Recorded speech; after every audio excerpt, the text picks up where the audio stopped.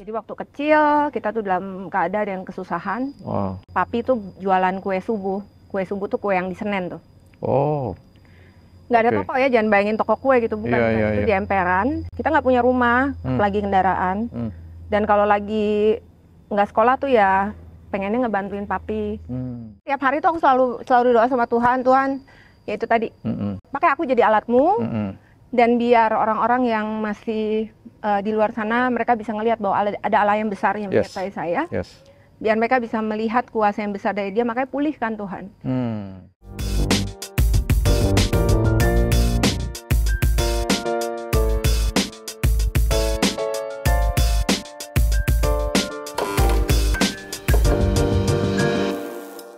Pasti dong ada hari-hari yang nggak enak Ya. gitu ya, daun-daun hari yang nggak enak gitu. Itu Daun-daun. hari-hari daun-daun gitu. Itu gimana, Dok? Jadi kalau ditanya suka dukanya, aduh, hidup aku tuh proses yang emang udah Tuhan tuh bentuk, Tuhan pangkas. Jadi boleh cerita sedikit ya. Jadi waktu kecil kita tuh dalam keadaan yang kesusahan. Papi tuh jualan kue subuh. Kue subuh tuh kue yang di Senen tuh. Oh. Nggak ada toko ya, jangan bayangin toko kue gitu, bukan. Iya. Itu di emperan. Kita nggak punya rumah, lagi kendaraan. Dan kalau lagi nggak sekolah tuh ya pengennya ngebantuin papi. Jadi kue subuh tuh sampai dari jam 3 subuh sampai jam 7 pagi lah. Iya. Kemudian jadi hidup mereka tuh kebalik gitu. Iya. Nah sampai akhirnya kita pindah-pindah kontrakan karena kesulitan, dan sampai akhirnya satu ketika bahan-bahan baku naik karena krisis ya waktu itu ya. Akhirnya sampai sempet tuh papi mau jadi supir taksi. Wow. Nah saat itu kebetulan aku yang remaja, umur sekitar 14-15 gitu, kebetulan dikasih talenta bisa ngelukis gitu. Karena papi tuh bisa ngelukis. Akhirnya aku bantu perekonomian tuh dengan ngajarin gambar. Oke. Nah sampai pas umur 16 tahun udah nggak bisa bayar kontrakan, sampai akhirnya kebetulan ada saudara yang meminjamkan rumahnya. Akhirnya kita pindah ke sana, dan karena udah nggak ada lagi untuk penghidupan, jualan nasi Padang, Mami. Nah Mami bilang harus masuk negeri ya gitu, karena Mami nggak punya uang. Akhirnya diantara ya ngajar juga, ya belajar juga, ngelesin matematika, fisika, kimia, karena aku suka banget gitu sama matematika tuh. Oh, oke. Aku nggak suka. Nggak suka ya? Gue suka, dokter suka. Wah, padahal jadi dokter. Suka banget. Akhirnya ya sembari ngajarin, dan akhirnya puji Tuhan keterima di FKUI. Keterima di FKUI. FKUI, dan itu tuh 1 dari 3.000 orang kalau nggak salah saat itu ya. Dan aku tuh karena masuk sekolahnya kecepatan, jadi masih belum genap 17 tahun sih waktu itu udah masuk ke UI. Nah, sementara pas waktu masih tingkat 1 itu Mami tuh masih jualan nasi Padang. Nah, satu ketika dalam kondisi seperti itu, tiba-tiba tuh rumah kudu dijual gitu sama yang punya. Akhirnya kan, waduh, kita tinggal di mana nih? Beneran deh, itu dalam kondisi yang paling rendah, yang udah nggak ada, dan kita udah nggak bisa ngapa-ngapain. Akhirnya aku bilang sama Mami, "Mih, udah nggak usah khawatir, kan kakak kan punya murid, murid gambar, 6 orang, hanya dengan iman. Kita cari, Mih, cari kontrakan, bisa kok, Mih, ini kan ada murid 6 orang, kebayang nggak sih, Bil?" Akhirnya cari kontrakan yang bisa dicicil. Karena bisa dicicil nih rumah nih butut banget, rumah tua banget, nggak layak gitu, bener-bener yang pas waktu datangin juga begitu masuk kita harus kayak Zorro gitu, jadi gelap, nggak ada lampu, dan itu tuh laba-laba gitu semuanya. Wah, nggak layak tinggal deh. Tapi murah, tusuk sate. Makanya nggak ada yang minat, bisa dicicil. Di depannya tuh ada penangkal, karena dia tusuk sate ada penangkal kaca. Terus kata Mami, kita mah orang Kristen ya, nggak percaya. Ngapain kita buang. Terus akhirnya kita bersih-bersih di situ, bisa dicicil dengan iman ya. 6 orang murid. Akhirnya setiap kali saya pulang kuliah, kan kuliah kedokteran tuh susah. Jam 7 masuk. Itu baru pulang ke rumah tuh jam 4 sore. Nah, begitu nyampe pulang, kalau teman-teman mah belajar, aku enggak. Jadi begitu nyampe rumah jam 4 itu, jadi saat itu aku udah jadi tulang punggung. Itu usia 18 tahun lah, kurang Wow. lebih 17-18 tahun, itu tulang punggung karena papi mami udah nggak kerja sama sekali dan masih ada adik yang harus dibiayain sekolah dan aku sendiri juga kan masih sekolah, masih kuliah. Akhirnya pulang kuliah tuh bagiin brosur every single day dan Buat apa? dijalankan. Brosur buat apa? Supaya kan muridnya cuma 6. Supaya dapat murid Biar lagi. dapat murid. Saya bisa Maksudnya, ngajar nih gitu iya. ya. Wow. Jadi dan brosur itu tuh diikat pakai apa tuh benang wol, dibolongin sendiri. Waktu itu difotokopi pakai kertas yang berwarna terus aku lipat sendiri, terus aku bolongin sendiri. Taruh di rumah-rumah. Gantungin di rumah di pagar sendiri. Amazing. Kalau ada sekolahan misalkan yang di sekolah nih keluar jam segini, aku standby di sana terus pas anak-anak keluar dibagiin. Kasih. Wow. Setiap hari dan tanpa mengeluh karena papi mami tuh ngajarin pokoknya apapun yang ada ya kita bersyukur gitu. Nah akhirnya jam 6 sore tuh ngajar, biasa ngajar akhirnya lama-lama muridnya tambah banyak dan ya itu Tuhan yang mampukan. Jadi kalau teman-teman di kedokteran tuh belajar, kalau aku tuh ngajar gitu. Jadi Wow. bikin bahan untuk ngajar Ya, kayak gitu deh. Makanya kalau ada giliran jaga tuh ketika udah pas tingkat 4 gitu ya. Kan mulai masuk koas tuh mulai ada jaga malam itu aku pasti nyari tuker. Pasti aku mintanya di weekend hari Minggu. Karena mau ngajar. Karena mau ngajar Ya. hari biasa. Jadi udah terkenal tuh. Di sini mah tukang tukeran jaga. Ini kalau ada teman-teman lama yang nonton nih dari FKW pasti inget Iya, zaman dulu. Lu mah tukeran mulu. Iya, Iya masalahnya nih harus ngajar. Karena tulang punggung. Tuh. Jadi hampir-hampir nggak ada waktu untuk istirahat.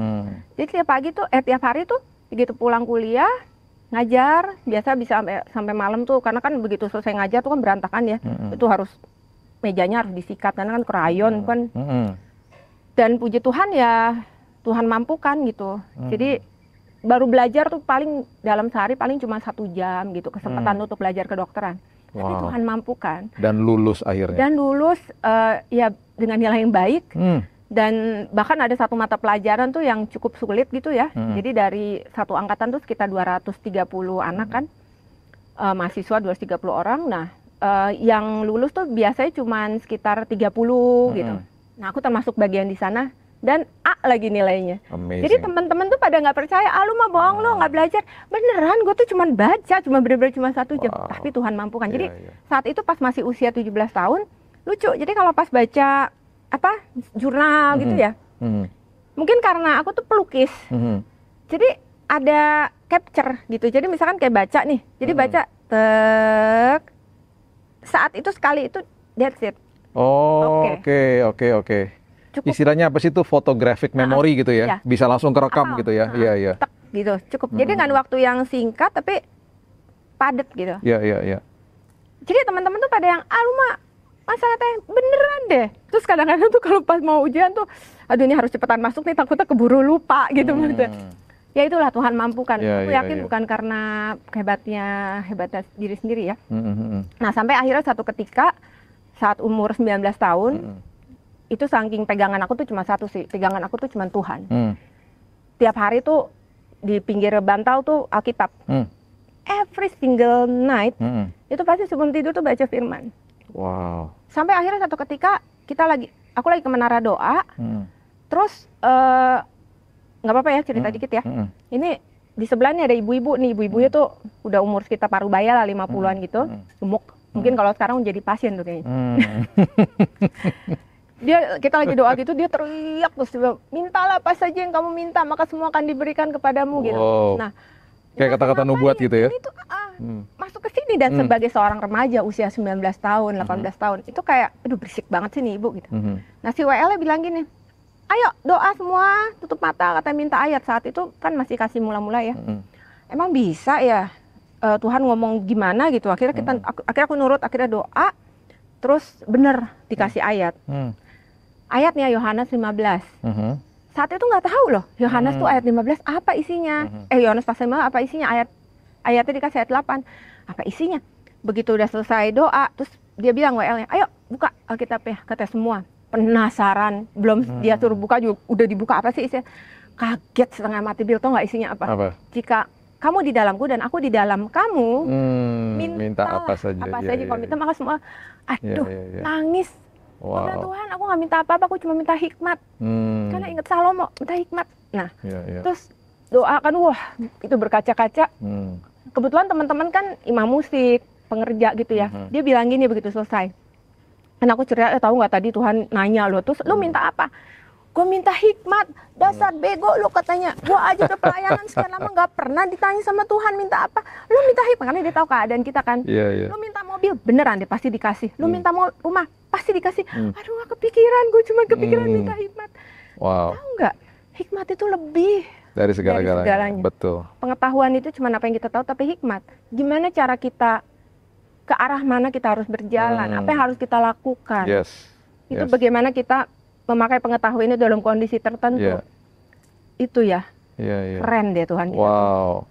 Jadi itu jadi cikal bakal akhirnya sampai dokter sampai hari ini. Dan hikmat itu akhirnya digunakan untuk yang tadi ya dokter bilang ya, kasih nasihat sama pasien untuk akhirnya membawa mereka ke dalam sebuah solusi kehidupan yang luar biasa. So ini cerita kisah yang dahsyat banget, yang dari masa muda dalam kehidupannya sangat terbatas. Dan akhirnya bisa sampai hari ini dan bisa justru memberikan kepada banyak orang, bukan sekedar hanya ngajar aja, dimulai dari ngajar 6 anak, sekarang bisa jadi berkat bagi ribuan orang yang ada di Indonesia ini. Luar biasa. Dok, pesan-pesan dokter dong buat orang-orang yang mungkin sedang menonton hari ini yang berkeluh kesah tentang hidupnya, kesehatannya gitu ya. Seperti tadi tuh, yang misalnya udah lama berusaha untuk punya anak nggak bisa, kemudian ada kondisi-kondisi kesehatan yang lain yang sudah lama sekali berangsur-angsur, dan mereka udah mungkin frustasi gitu ya. Nasihat dokter apa tuh buat mereka hari ini? Mungkin yang bisa aku sampaikan adalah jangan percayakan dengan diri sendiri, percayakan dengan Tuhan. Karena kita tuh sekarang berada di hari-hari terakhir, dan lawan kita iblis tuh tahu banget waktunya udah singkat. Jadi sometimes kita tuh di-distract dengan fokus kita tuh jadi sama penyakit, fokus kita tuh jadi sama jadi ada roh ketakutan, roh kecemasan gitu loh, roh pokoknya yang jelek gitu. Dan akhirnya kita melupakan sebenarnya yang harus kita fokuskan itu adalah fokus ke Dia. Karena begitu kita fokus ke Dia, semua masalahmu itu beres. Baik tubuh, jiwa maupun roh. Wow. Jadi prinsipnya adalah apapun besarnya masalah kita, Tuhan kita lebih besar. Tuhan kita lebih besar. Jadi yang juga dokter katakan tadi, dokter juga terkaget-kaget kok sampai tiba-tiba satu hari, berapa hari yang tadinya dokter bilang harusnya seminggu, tiba-tiba mereka udah berubah kehidupan mereka. Dan pastinya ada kuasa Tuhan yang bekerja dalam hidup mereka jika mereka percaya. Benar banget. Dan tiap hari itu aku selalu doa sama Tuhan, ya itu tadi, biar pakai aku jadi alatmu, dan biar orang-orang yang masih di luar sana, mereka bisa ngelihat bahwa ada Allah yang besar yang menyertai saya. Biar mereka bisa melihat kuasa yang besar dari Dia, makanya pulihkan Tuhan. Jadi banyak hal yang, ini contoh lagi ya, 3 hari yang lalu, itu ada satu pasien, jadi dia tuh dengan fatty liver yang tadi itu sampai SGOT-SGPT itu sampai 200. Dan dia tuh dengan dengan masalah yang lain juga gitu, dengan hipertrigliserid, hiperkolesterol, dan dia juga promil, dia dengan autoimun juga. Nah, dia pasien dari salah satu dokter obgyn, dan kebetulan dokter obgynnya itu temenku juga gitu, satu angkatan. Nah, terus kemarin itu dia seraya waktu berjalan tuh dia kan cek, hilang itu. Dia bilang, dokter, aku tuh udah 11 tahun, aku minum vitamin hati dan tidak pernah turun. SGT malah bukan turun, malah tambah tinggi, dok. Malah tambah tinggi. Nah sekarang kan aku bilang, coba deh kita coba yuk, kita stop dulu ini, karena kan, nah itulah makanya Tuhan tuh kadang tuh kalau itu hikmat tuh. Nah itu, itu hikmat. Kita coba stop dulu ya ini ya, terus kita lakukan ini ya, gitu. Terus udah dilakukan, turun. Kemarin dia bilang, dok, tahu nggak? Nah suaminya juga kebetulan dokter juga, dokter obgyn yang kebetulan juga teman, dia bilang tuh sama ini, kata sama apa aja sih, kata gitu, mulutnya kalau ngomong kudu ini ya, sebab banyak kejadian. Dia bilang, waduh, gitu. Mulutmu kuasamu tuh benar. Terus juga dia berobat juga sama satu profesor karena masalah si fatty liver ya. Terus dia bilang gini, profesor itu bilang gini, dok, katanya, kok bisa ya, kata gitu. Aku sendiri juga ya sama.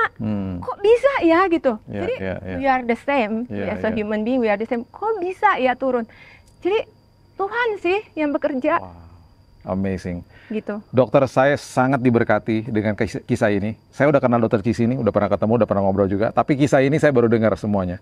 Dan ini sangat memberkati. So, sahabat kopi, yang saya mau sampaikan adalah, yang saya sangat belajar dapat pewahyuan adalah, dimulai dari 6 orang yang murid yang belajar. Bahkan Dokter Cici nyamperin mereka, nyamperin sekolah, bagi-bagiin brosur. Semua ikutin proses dan dia sangat tekun. Dia bahkan terus hidupnya taat sama Tuhan, berikan segala-galanya untuk Tuhan. Dan selagi ditanya mau apa, seperti Salomo dia katakan, saya mau hikmat. Dan hari ini dia nggak datengin orang-orang untuk datang ke dia, untuk belajar sama dia. Hari ini dia disamperin sama banyak orang. Disamperin sama ribuan orang yang minta nasihat justru sama dia. Karena ada hikmat yang Tuhan berikan dalam hidupnya. Hikmat adalah segala-galanya. Jadi apapun keterbatasanmu, lihatlah bahwa Tuhan kita lebih besar daripada apapun. Dan ingat satu lagi, seperti tadi kita sudah belajar, tubuh kita ini penting. Bukan sekedar jiwa sama roh aja yang harus dikelola, tubuh harus dikelola. Ya, ada kemungkinan besar ketika kita merubah pola kehidupan kita, justru kesehatan itu akan datang dan akan kita nikmati. Ya, jadi akan stop obat-obatan dan justru ketika kita merubah pola kehidupan kita jadi hidupnya lebih berkualitas. Dr. Cici Nugraha, thank you so much. Sama-sama, makasih juga udah diundang, seneng banget. Dan terima kasih udah membiarkan kami datang ke sini, thank you banget. Dan thank you for nasehatin istriku juga. Dia hidupnya sangat berkualitas sekarang dan lebih bisa menikmati lah hari lepas harinya. Betul. Karena pola hidupnya sudah pola hidup sehat. Betul. Terima kasih, God bless you. Bagi sahabat kopi, jangan lupa follow, subscribe, dan like, dan juga share Billy's Coffee Table di IG, di TikTok, dan juga di IG. Until next time, God bless you.